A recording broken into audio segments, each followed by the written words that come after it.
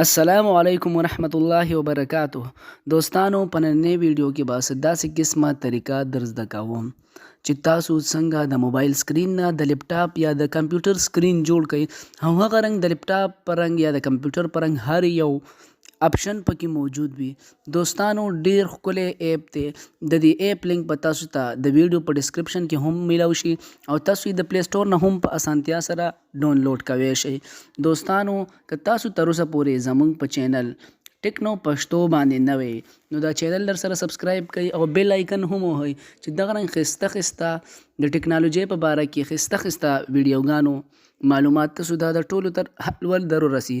دوستانو زه د ایپ په خوا باندې او دا ایپ ګورو چې دا څنګه کار کوي. دوستانو ما ایپ ډاونلوډ کړی دی، تاسو سره به د ویډیو په ډسکرپشن کې دا لینک موجود دی، دغې نه ډاونلوډ کړئ یا وی د پلی سټور نه ډاونلوډ کړئ. د ایپ نوم دی کمپیوټر لانچر په نوم باندې دی. دا تاسو ته ښکاري. دوستانو په دې به یو پیره کلیک وکړئ. دوستانو چې څنګه هم کلیک وکړو نو تاسو ته به هر یو اپشن پکې ښکاري چې څنګه د کمپیوټر اپشن یې دلته کې لیکلي دي چې دیس پی سی، دلته بالکل هغه سرچ بټن ده تاسو ته به ښکاري. دوستانو دلته کې ریسایکل بن دی، دلته کې یوزر دی، دلته کې سیټینګ دی. دوستانو هغه رنګ هر یو شیز به تاسو ته ښکاري. دوستانو هر یو سیز پکې د کمپیوټر په رنګ موجود دی. دلته کې به تاسو ته دا وینډو بټن هم ښکاري. دوستانو بالکل د لاندې د بیک بټن سره لاندې دی ګوټ کې.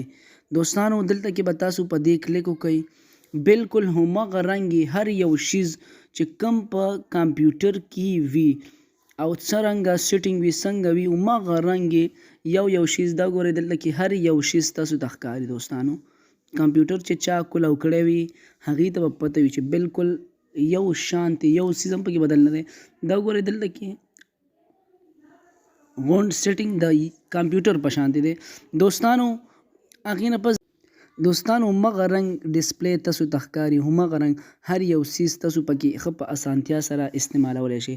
دغه رنګ تاسو دلته د پی سی باندې کلیک وکړئ نو تاسو ته به همغه رنګ اپشن راشي چې څنګه په لپټاپ کې راځي دغه رنګ.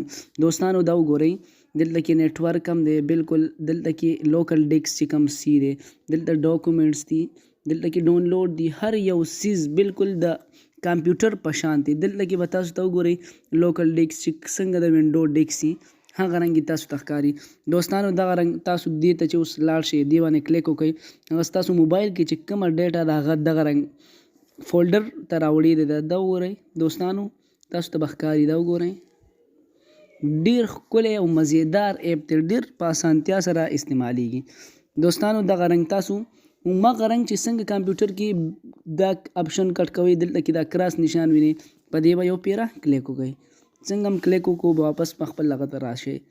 دوستانو ډیر ښکلی ایپ دی. دغه رنګ تاسو دې ځای کې دلته کې دوه چې کوم غشي نشانونه دي دا وګورئ تاسو ته به ښکاري. په دې باندې اخوا بیک هم تللی شئ واپس هم راتلی شئ. دوستانو زه دا بیک راغم، دلته کې تاسو پکچر ګورئ، خپل کوم پکچر تاسو سره موجود دي واپس بیک بیا لاړ شئ.